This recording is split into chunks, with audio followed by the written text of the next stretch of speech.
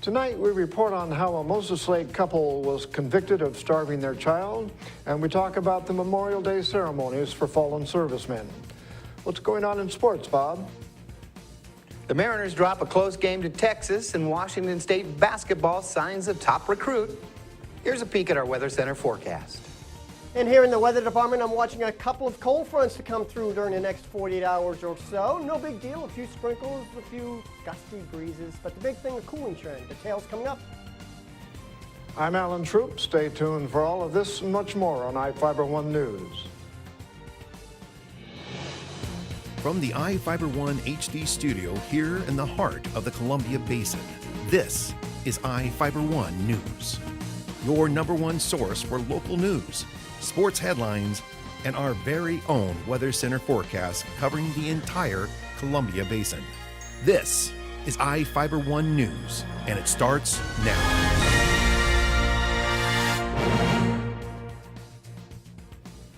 Robert and Michelle Stotts were convicted of starving their child, which led to their 2-year-old having a heart attack.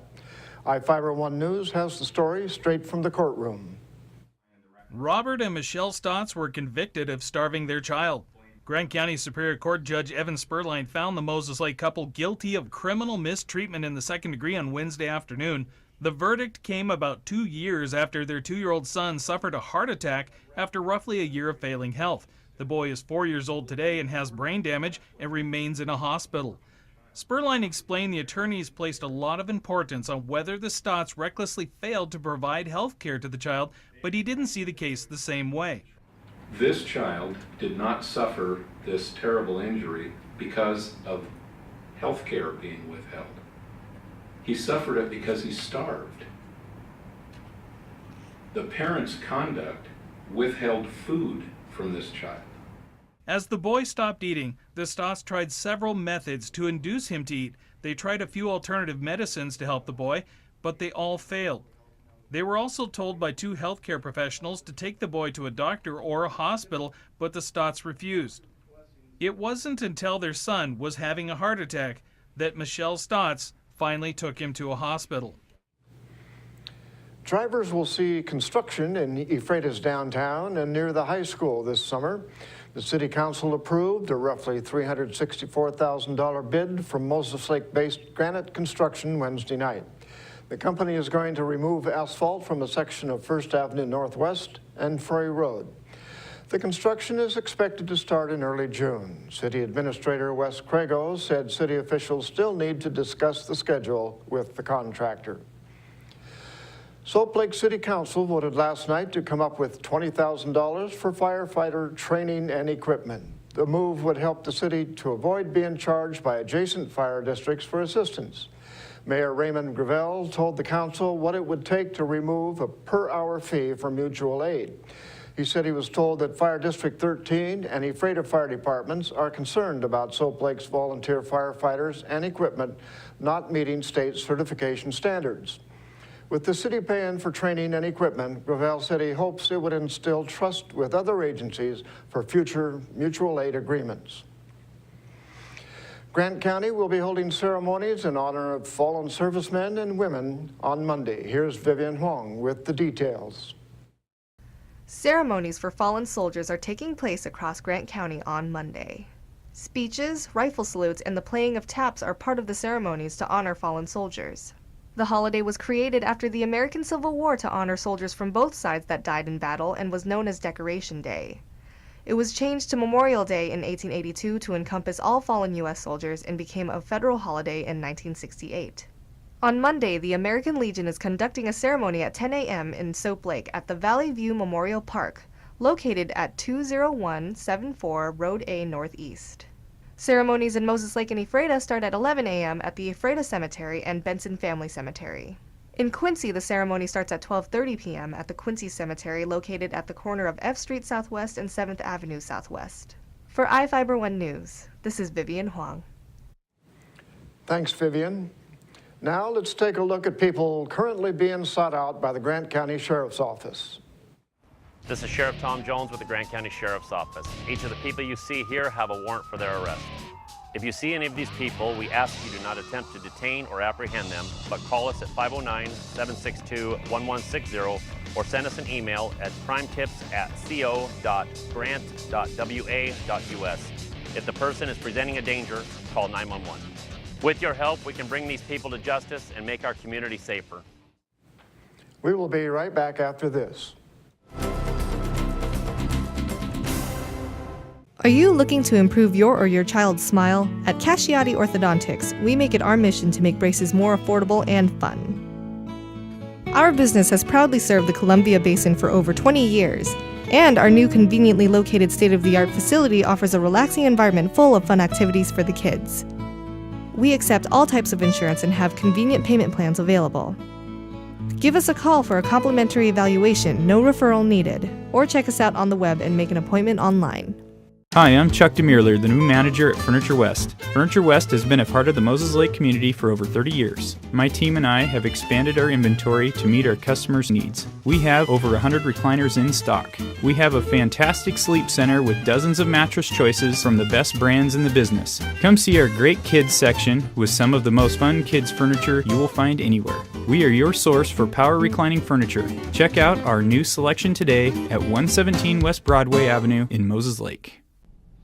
And hi there, everybody. Meteorologist Don Morelli with you here on iFIBER Channel 1 News Weather. Your forecast brought to you by Bud Cleary Toyota Dealers. Toyota, let's go places.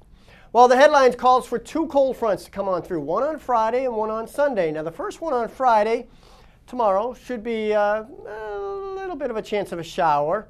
And the big thing, the winds will shift and they'll get a little gusty. The one on Sunday, a little stronger, at least with the colder temperatures behind it. And I really don't want to say cold because all it's going to do is bring us back to seasonal levels, which is in the lower 70s. In fact, let's take a look at the normal daytime high, actually mid-70s, 74 degrees. Morning low 48 is normal. And look at this morning's low, 62 degrees, way above the seasonal levels. And we topped out around 9 degrees above normal. So again, a general cooling trend to take us through the weekend into midweek next week. 84 and 54, the extremes in Moses Lake, and once again, that is well above where we should be this time of the year, but 6 degrees shy of the record 90. 83 right now here in the city, and we're looking at a terrific evening for the most part. The south-southwest breeze rather light, but they'll shift to the west and northwest as this cold front comes on through. So let's take you through time here. Here we are during the evening hours, not much going on, but as we put into motion, you'll notice a little area of moisture coming inland by morning, and then it comes across during the afternoon. That's the first cold front. So the possibility of a sprinkle is there on Friday, but you see we clear it out on Saturday, and then as we put into motion further down the line, you can see, yes, another area of moisture coming on Sunday morning. So Sunday afternoon, evening, another front comes through. In the meantime, our forecast for the state. West of the Cascades, again, the front coming inland by morning, so showers will be greeting them for the morning hours. Seattle could be a little wet for the morning drive. Inland northwest during the afternoon, some showers. Most of the area should be seeing partly to mostly cloudy skies here in the Columbia Basin. So let's zoom on in. And as you can see, temperatures still very nice, a few degrees above where we should be. Upper 70s to near that 80-degree mark, but more and more clouds developing during the heat of the afternoon, maybe a sprinkle underneath a few of those clouds as well. Nothing significant, but the winds could get a little gusty behind the front as well into the Friday evening time frame. Saturday, we clear it out. Nice day Saturday. Sunday, the second front comes through, and you can see a little bit more seasonal temperatures back into the mid-70s. Little instability during the afternoon heating of the day. A pop-up shower possible Tuesday, Wednesday, but all in all, not too bad. You can see morning temperatures quite mild to start our Friday morning, last day of the work week, just pretty much where we were this morning. And lower 50s for the weekend, and then we cool it into the 40s by the time we hit midweek next week.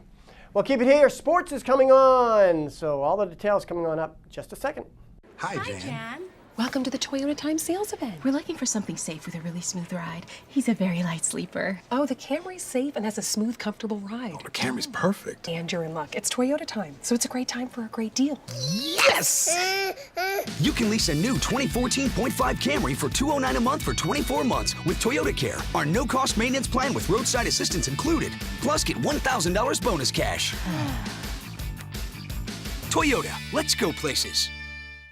Searching for that perfect place to settle down?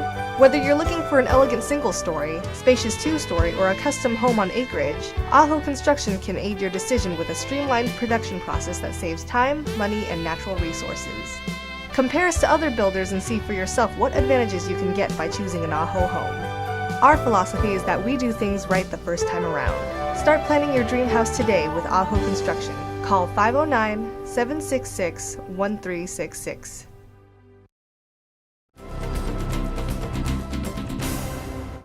Welcome back. I'm Bob Kirkpatrick with today's sports. The Mariners took one on the chin in Texas yesterday. Nick Tepish won for the first time in more than 10 months. Sin-Shu Chu hit a tie-breaking home run, and the Rangers defeated Seattle 4-3 Wednesday. Texas scored 3 runs in the first inning against former Rangers right-hander Chris Young. Daniel Robertson led off with a walk and scored on Elvis Andrus' home run. Alex Rios singled home the 3rd run. Seattle scored 3 times to tie it in the 4th. James Jones tripled and scored on Michael Saunders' single. Robinson Cano then hit a 2-run homer. Center fielder Michael Choice ran back to attempt a catch, but his glove hit the wall as the ball barely cleared it. Chu led off the 5th with his homer into the bullpen in left center. The Mariners kick off a 4-game home series with Houston Astros tonight at Safeco Field. The University of Washington Huskies baseball team closes out regular season play with a 3-game series at home against UCLA this weekend. The defending NCAA champion Bruins have lost 10 straight games, but have beaten the Huskies in 17 consecutive contests dating back to 2006. The UW has nailed down 2nd place in the Pac-12 and is ranked 6th in the nation by perfect game, 8th by Baseball America and Collegiate Baseball, and 13th in the USA Today's coaches polls. Nieres Redding, a 6'2", 180-pound guard from West Wind Prep High School in Phoenix, Arizona, has signed a letter of intent to play basketball at Washington State University this season. Redding averaged 29.8 points, 2.1 steals, and 8.7 assists per game last year. He shot 53% from the field and 89% from the free throw line. Redding was named first-team All-State, Tournament MVP, and Defensive Player of the Year. The standout guard compiled 5 40-point games in his senior year at West Wind Prep, breaking former West Wind standout and current Cougar Q Johnson's record of 40-point games. Well, half the U.S. Senate has urged NFL Commissioner Roger Goodell to change the Washington Redskins name, saying it is a racist slur and the time is ripe to replace it. A letter addressed to the commissioner and signed by 49 Democrats noted tribal organizations representing more than 2 million Native Americans across the U.S. have said they want the Redskins name dropped. Team owner Daniel Snyder has refused to change the name, citing tradition. The franchise has been known as the Redskins since 1933 when it played in Boston. Republicans were not asked to participate in the exchange with the commissioner. Well, that's it for sports. We'll be right back after this.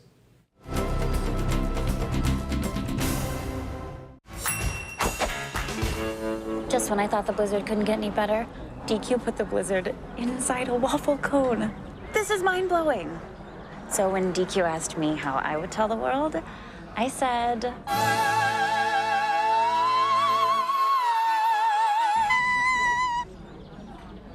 Sounds better in Italian. Pretty impressive, Liz. Any blizzard, like confetti cake, now in a fresh-baked waffle cone. This is fan food, not fast food.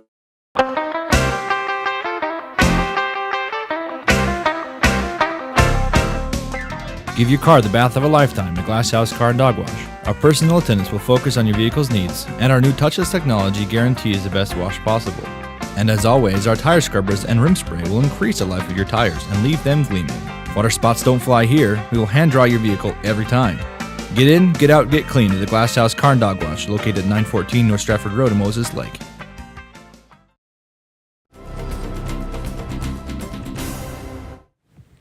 Our spotlight story tonight is about Big Bend's solar races and Energy Science Day. Here's Jeff Chu with the story. It was all about power of the sun, wind, and water Wednesday and Thursday at Big Bend Community College. Some 1,300 Grant County fifth graders descended on the college's campus, many of them racing solar cars they made. They also learned about how solar energy can cook a hot dog, a s'more, and just about anything else with a little patience. The event was sponsored by REC Silicon, the Moses Lake-based manufacturer of polysilicon that goes into solar cells that collect energy from the sun. Sharon Palmerton, REC Silicon Community Relations Manager, educated students on how REC manufactures the material that goes into solar cells. What we do is we make the polysilicon which goes into the solar cells. So we start with metallurgical grade silicon that's about 98% pure, and then we take it to the purity level that it needs to be in order to work as a solar cell. So that's what the kids are learning about today, is the science and the chemistry behind what we do out there. Palmerton talked about the history of solar races and Energy Science Day. This started as a partnership project with Grant County PUD and the school district to get kids exposed to renewable energy, but in a fun way. So we started with getting solar race cars to get them interested about solar, but then also about how all of that's relevant here in Grant County. So you've got the PUD, you've got REC, you've got Puget Sound Energy that comes over and helps us too. With the help of Moses Lake High School students and other volunteers, fifth graders made windmills and learned about mini turbines. Kate Lindholm, elementary science coach for Moses Lake School District, said the event started with small solar races and evolved into one major event at Big Bend Community College. This is at least our 5th year doing the big event where we have different activity stations. They learn from Puget Sound about the wind station. They get to go to REC and hear about solar. They go to the PUD section and learn about hydro. And then, of course, the highlight for them is racing the cars and solar cooking. Andre Guzman, director of Big Bend Community College's STEM grant funding and college host for the event, talked about how the college got involved.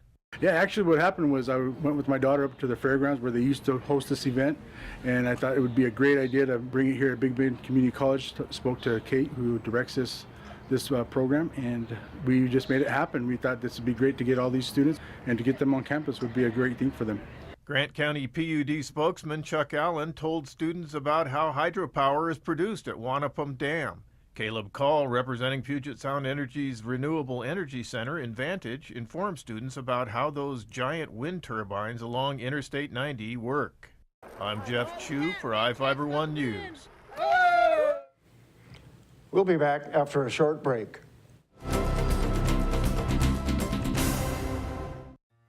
Hello, my name is Cheryl Kono. I am your local iFIBER Farmers Insurance Agent.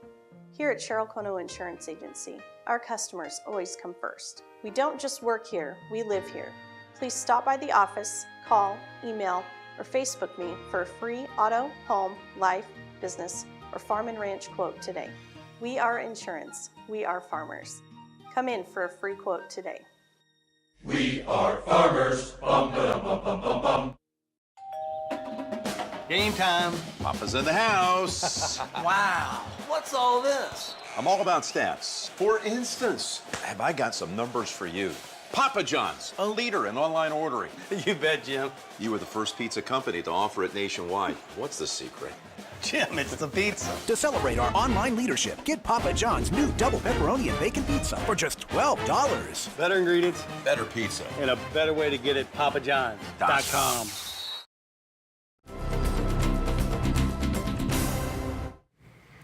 A Moses Lake man was sentenced to 5 years in a federal prison for distribution of child pornography. Benjamin Brecky, a 23-year-old man, was sentenced Wednesday in federal court after pleading guilty in February to distribution of child pornography, according to U.S. Attorney for the Eastern District of Washington, Michael Ormsby. After Brecky serves his term, he remains under court supervision for the rest of his life and must register as a sex offender. Brecky gave 11 graphic child pornography images of an infant in a car seat to an undercover agent of the U.S. Federal Bureau of Investigation on October 17, 2013. The next day, he was arrested and a federal search warrant was served for his cell phone. More than 1,500 child pornography images were found on his phone. A quick Sightseeing trip to eastern Oregon turned into a life and death struggle for sisters from Vancouver. They got stuck in a snowbank, walked 12 hours to safety, and that's when one sister died. Reporter Amy Troy has the details. They wanted to see eastern Oregon's Painted Hills. 80-year-old Sue Blake and her 72-year-old sister, Stella Adamson, took off Monday for an adventure. No, we always had a good time. She says it was a beautiful trip. On Tuesday, they took the scenic route home and ended up on Forest Road 52 where they hit snow. One of the branches was down, like it would hit the windshield, so we went around it and ran into some mushy snow. The conditions grew worse. Sue's SUV got stuck in the snowbank. With little food or water, no cellular service, and temperatures dipping into the 20s, they were forced to spend the night in the car. So we put all of our clothes on, and we just stayed there all night long and turning on and off the engine to heat up the car every once in a while. On Wednesday morning, they started walking. 12 hours later, they found a remote campsite. It was a miracle. She says a second miracle was finding a member of the Union County Search and Rescue there, Robert Bob Nelson. He and his wife fed them, let them spend the night in their camper. Overnight, Stella complained of chest pains. Nelson's trained for just such an emergency and knew the best option was driving several hours to the nearest hospital. I'm in a situation where I'm on a mountain road. I saw absolutely no vehicle until I got to the hospital. Stella died before they made it to the hospital. Then Nelson had the long drive back to the campsite. So how do you get the emotions of that? I think it's like anyone. It's going to be emotional. I think the hardest part for me was going back and informing the sister that her sister died. It was tough for sure, but Sue says she is grateful for the last few days shared with her sister. A Moses Lake man will serve more than 18 years in prison after murdering a man he thought molested his daughter. Adrian Rodriguez, a 30-year-old man, pleaded guilty in Grant County Superior Court to manslaughter in the first degree for the 2012 murder of Tracy Fulbright. Prosecutors initially charged Rodriguez with murder in the first degree and kidnapping in the first degree and lessened the charges as part of a plea agreement. Rodriguez's 11 prior felony convictions started in 1996. Judge John Antos sentenced Rodriguez to 18 years and 4 months in prison. Rodriguez accused Fulbright of molesting his daughter. He punched the man, tied him up, and drove him to Road L near Moses Lake. Rodriguez fired 2 shots, killing Fulbright. The family of a veteran is suing the VA Puget Sound healthcare system in Seattle. They say their loved one died while waiting for treatment. The VA denies the allegations in the suit. King's Meg Coyle has the story. To hear Connie Olberg describe her big brother, Cliff, my brother Cliff. kinda makes you wish we all had a brother like him. He was so calm and kind and a person who made an impact. Donald Cliff Douglas was an Army veteran serving his country during the 1970s. That made him eligible for medical care through the VA. He'd already overcome a liver transplant. Then, in 2011, it was just a little spot on his forehead. It was melanoma. The doctor recommended surgery, but according to court documents, that operation wouldn't happen for 4 long months. And during that time, Little tiny spot started growing rapidly. Cliff called and called his case manager. And telling her it was life or death, and for her not to care, and for you to be powerless. And that's the way my brother felt. Connie says the referral never came. Cliff finally scheduled his own surgery outside of the VA. But it was too late. I really want you to drink this. The cancer had spread into his facial nerves, then his bloodstream. This is Connie and Cliff as she cared for him in his final weeks. November 1st, 2012, Cliff Douglas passed away. I think back on that, and it's really hard because if I had known. Hard because Connie's convinced her brother didn't have to die. Court documents allege that if the reasonably prudent standard of care had been met by the VA, Mr. Douglas wouldn't have suffered such severe injury, leading to his death. I think about it all the time. I miss him all the time. So Connie is determined to pick up where her brother left off, taking action she hopes saves lives. This has got to stop, and it's going to stop. And that's going to do it for us here at iFIBER 1 News. We want to thank you for watching. Monday is Memorial Day, and we will be spending it with our families. There will be no television news, but we will return on Tuesday. From all of our families, have a great weekend, and we'll see you again on Tuesday.